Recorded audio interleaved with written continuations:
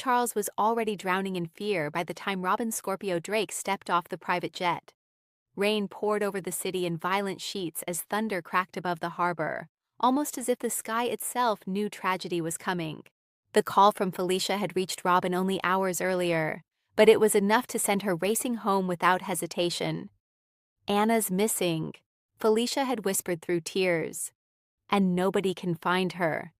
For Robin, those words felt like a knife through the heart, because whenever Anna Devane disappeared, it never meant anything good, and this time, Robin feared she already knew who was responsible: Valentin Cassadine.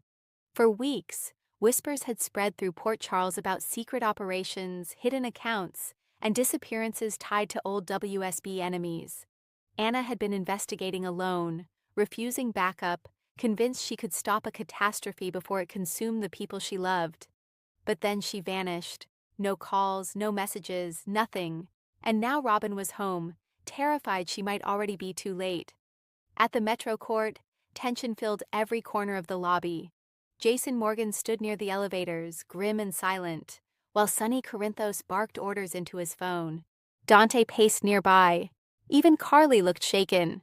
The moment Robin entered, every eye turned toward her. "Tell me everything," Robin demanded. Jason stepped forward first.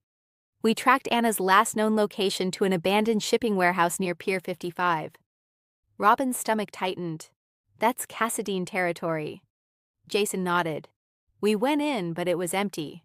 "Not empty," Dante interrupted quietly. "There was blood." Robin froze. The room fell silent. "Was it hers?" she whispered. "We don't know yet." But Robin already saw the answer in their faces. Fear, real fear.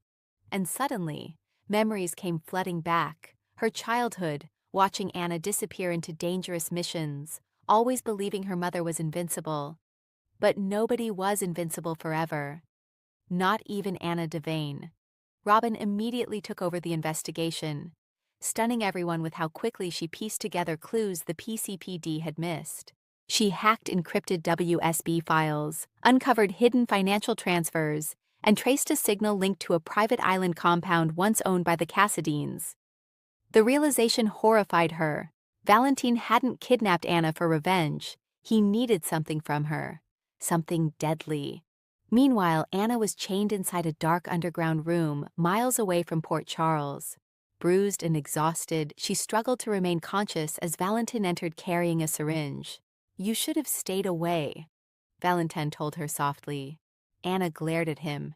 "You're making a mistake." "No," he replied coldly. "I'm surviving." Anna noticed desperation in his eyes, real desperation, and that terrified her more than anger ever could, because desperate people made deadly decisions. Valentin revealed the truth moments later. Someone higher up inside the WSB had ordered Anna's execution, but Valentin intercepted the order, not to save her, to use her. "There's a bioweapon shipment arriving tomorrow night," Valentin explained. "Only you know the codes needed to stop it." Anna's eyes widened. "You're insane. If those weapons reach Port Charles, thousands die." Anna stared at him in horror. "You're telling the truth." Valentin remained silent. That silence was enough. Back in Port Charles, Robin worked non-stop through the night. Patrick Drake begged her to rest, but she refused. "I can't lose her," Robin whispered emotionally. "Not after everything." Patrick held her hand. "You won't." But deep down, Robin wasn't convinced, because every lead uncovered something worse. The shipment Valentin mentioned was real, and according to WSB intelligence, several powerful figures were involved, including a shocking name nobody expected: Sidwell. The revelation exploded through the investigation like a bomb. Jason immediately realized the danger. If Sidwell's involved, this isn't just about Anna anymore. No, it was about the entire city.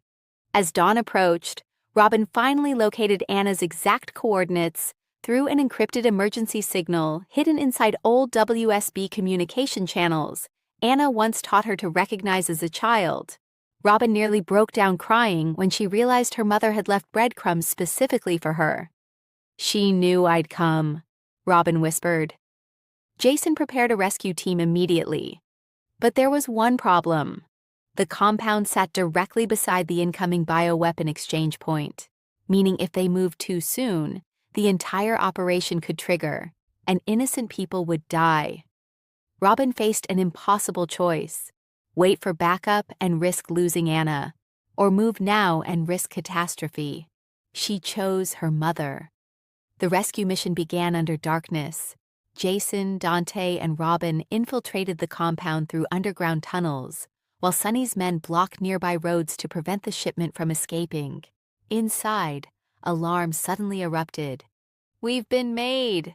Dante shouted. Gunfire exploded instantly. Robin ducked behind crates as bullets tore through the hallway. Jason returned fire while Dante fought off armed guards moving in from both sides. Then Robin heard it, her mother screaming. "Anna!" Robin cried. Ignoring Jason's warning, Robin sprinted deeper into the compound until she finally found the underground room. Anna was barely conscious.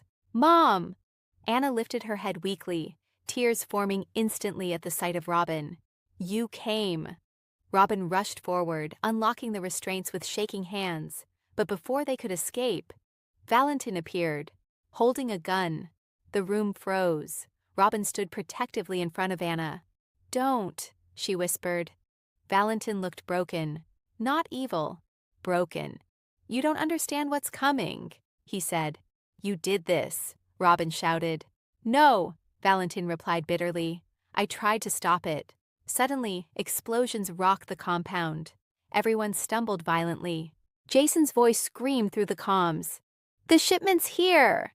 Chaos erupted above them. Smoke poured into the corridors as armed mercenaries stormed the docks outside, and then came the moment nobody expected. Valentin lowered his weapon. "You need to leave now." Anna stared at him in shock. "Valentin, go!" Another explosion thundered overhead. Robin helped Anna toward the exit as the entire structure began collapsing around them. But halfway through the tunnel, Anna suddenly stopped. Her expression changed completely. "Oh my God!" Robin turned. "What?" Anna looked horrified. "Emma." Robin's blood ran cold. Emma Scorpio Drake had secretly followed Robin to Port Charles after overhearing pieces of the investigation. Wanting to help, she had tracked the compound using stolen WSB data, and now she was somewhere inside the collapsing docks. Robin panicked instantly. "No!" She turned to run back.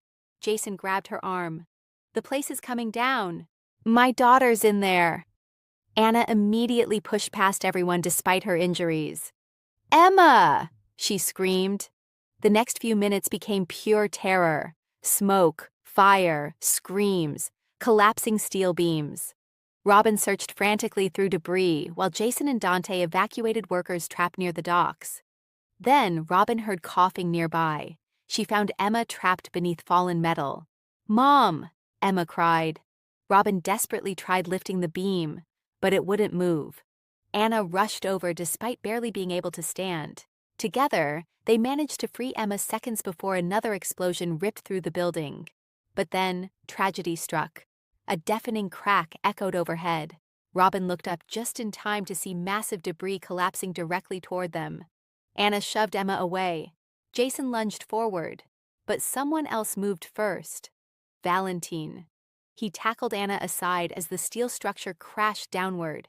The impact shook the entire dockyard. Robin screamed. When the dust cleared, Valentin was buried beneath twisted metal, and another figure lay motionless nearby. Dante Falconeri. Everything stopped. Robin rushed toward Dante in horror while Sunny's men pulled debris away. Blood covered Dante's chest. Anna immediately dropped beside him. "No, no, no." Dante struggled weakly to breathe. "Lulu," he whispered. Robin looked devastated. "He needs a hospital now." But Anna's face changed instantly. She knew. The injury was fatal. Dante looked toward Anna one final time. "Take care of Rocco." Then his eyes closed. Forever. The silence afterward felt unbearable. Robin stared in shock. Jason lowered his head. Even Sunny looked shattered beyond words. because Dante Falconeri was gone, and Robin realized the horrifying truth. She had saved Anna, but she had arrived too late to save Dante. Port Charles exploded with grief the next morning. News of Dante's death spread across the city like wildfire. At General Hospital, nurses openly cried in the hallways. Mac punched a wall after hearing the news. Olivia collapsed into Sonny's arms, sobbing uncontrollably. And Lulu Spencer simply stared into space in complete silence after hearing her ex-husband was dead. Laura tried comforting her daughter, but Lulu looked completely broken. He promised he'd come home. Those 5 words destroyed everyone in the room. Meanwhile, Robin blamed herself. If she had moved faster, if she had found Anna sooner, if Emma hadn't followed her, Dante might still be alive. Patrick found Robin alone at the chapel later that night, staring at a candle with tears streaming silently down her face. "This isn't your fault," Patrick told her gently. Robin shook her head. "He died because I hesitated." "No, Dante died saving people." "But I could have prevented it." Patrick knelt beside her. "You saved Anna." Robin's voice cracked, and Dante paid the price. Elsewhere, Anna stood alone outside the morgue, unable to process everything that had happened. Then she heard footsteps behind her. Valentine, alive, barely injured. Anna looked stunned. "You survived." Valentine gave a bitter smile. "For now." Anna's expression hardened instantly. Dante didn't. Valentine looked genuinely devastated. "I never wanted that. But it happened." For the first time in years, Valentine had no manipulation left. No lies, no charm, only guilt. He revealed that the bioweapon operation had been orchestrated by rogue WSB agents planning to frame him after the exchange. Dante's death had never been part of the plan. But Anna didn't care anymore. Too many lives had already been destroyed. "You should turn yourself in," she told him quietly. Valentine looked at her one last time.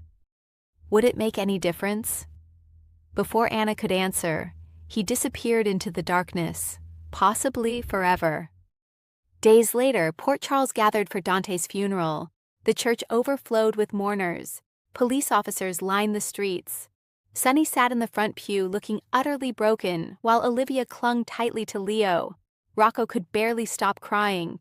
Even Jason struggled emotionally watching the boy collapse beside Dante's casket. But the most heartbreaking moment came when Robin approached Lulu after the service. "I'm sorry," Robin whispered tearfully. Lulu looked exhausted beyond words. "You brought Anna home." Robin nodded painfully. "But not Dante." Lulu's eyes filled with tears. "He died a hero." Those words stayed with Robin long after the funeral ended. Because despite the guilt consuming her, she knew Lulu was right. Dante had died protecting people he loved. That was who he was. A protector. A hero. But the tragedy wasn't over yet. In the final moments of the episode, Anna received a mysterious package delivered anonymously to her apartment. Inside was a single flash drive and a note. "You stopped one shipment. The next one is already coming." Anna's blood ran cold. Then she opened the file. What she saw horrified her completely, because the conspiracy behind Dante's death reached far deeper than anyone imagined, and one familiar face appeared at the center of it all. Robert Scorpio. Anna whispered only one word. "No." The screen faded to black. To be continued.